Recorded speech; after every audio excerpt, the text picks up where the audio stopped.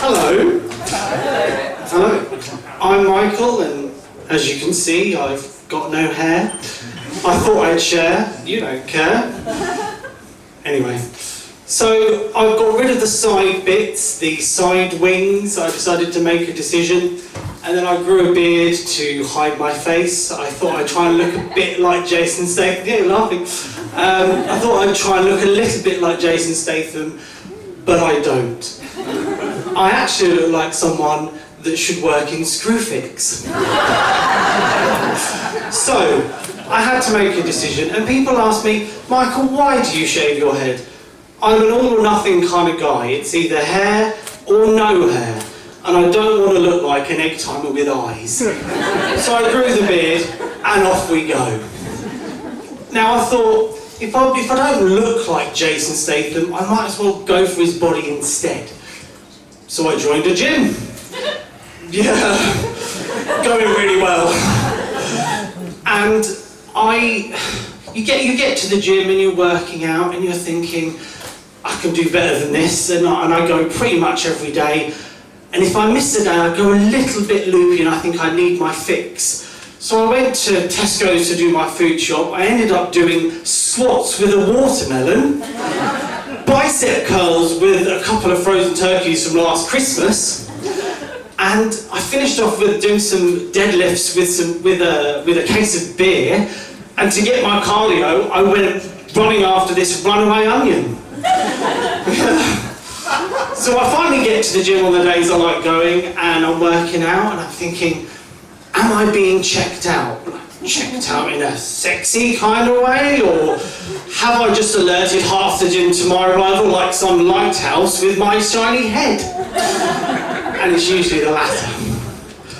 And sometimes I'm working out and I think, I really need to go and ask that girl out. And usually I get on the treadmill and I'm in an unintentional race with Bob, who is clearly training for the Olympics.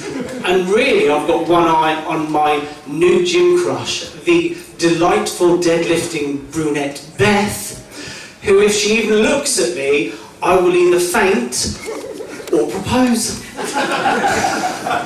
And I won't ask her out because of something called approach anxiety. And if you don't know what that is, basically, it's the fear that if you ask her out, she's going to say no.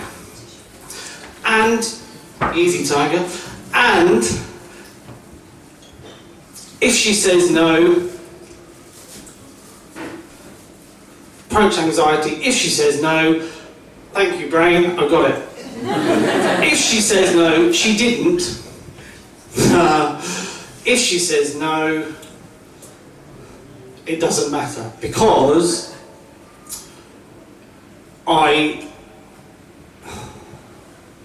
yes, sort it out.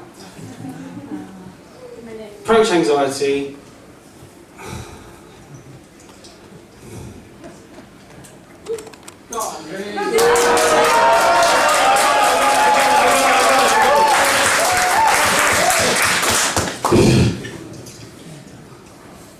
If I ask her out, no, you already did that bit, you idiot.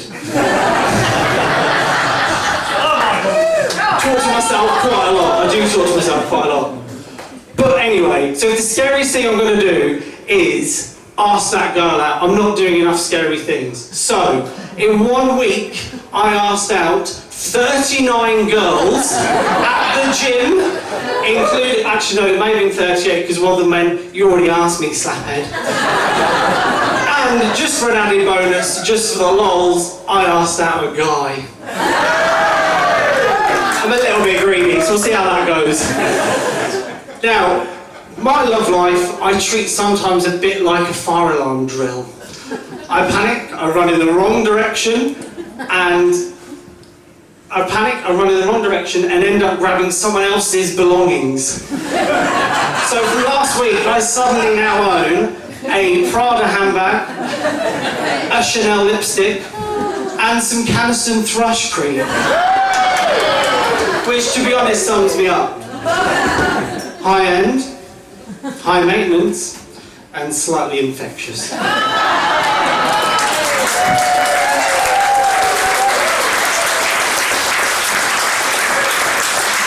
My mum's here. I'm really glad I got that out.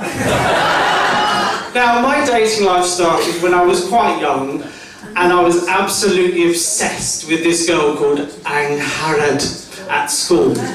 And she knew I was. She absolutely knew I was. And one day over the weekend, she rang me and she said, "Is that Michael?" And I went, "Yes." And she went, "I've got something to tell you." And I went, "Yes." And she went, "I love you." And I went, "Oh, I love you too." Hello? Hello? April Fools! And hung up on me. It's alright, it's been 30 years since that's happened, and to be honest, I don't even think about it anymore. Much. Skip to present day. I'm going out currently with someone called Daphne, who things have been going very well. Too well, in fact. You know, things have been happening. Sorry, Mum. And I get this text one day and it says, "I need surgery." And I thought, hello? Is this my lucky day? Boob job? Maybe something down there? And I thought, it can't be down there. I'm not that good. And I'm certainly not that big. But it turns out, ladies and gentlemen, this woman was going through gender reassignment surgery, so she does not want to be with me anymore. So I'm now back on the apps. It's all good, it's all good. There's a happy ending, and we all like a happy ending, don't we? So, I'm back on the apps. I'm on Cringe or Hinge. I'm on Tinder, Binder, Bumble or Fumble, and that's just me speeding a drink over her. And I've had this idea because all these girls on these apps have prompts, and they're like a little line, and it says, "Oh, press this," and whatever. And one of the prompts is, my typical Sunday, right, is a walk and a roast. Where are these women? They're not swiping me. I've been along the South Downs Way twice. I've been through every single pub in Sussex. They're clearly not there. All I found was 2 confused dogs, a strong headwind, and a pub that wasn't doing food today. So I've come up with an app on my own, details to follow should this go well. I'm just going to call it Roast and Ghost. And we'll just leave that at there.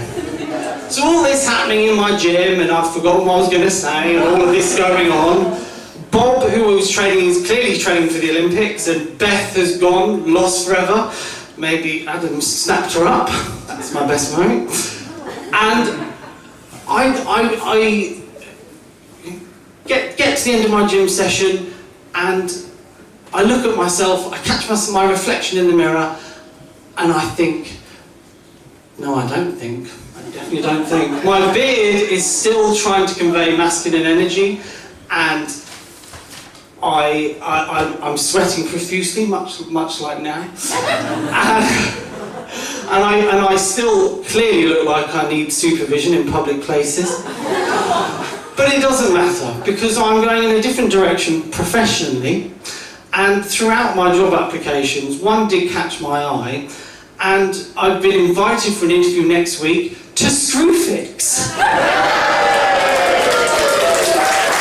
we'll see how that goes. And that, ladies and gentlemen, is your French onion. That's Charlotte. Thank you all so much.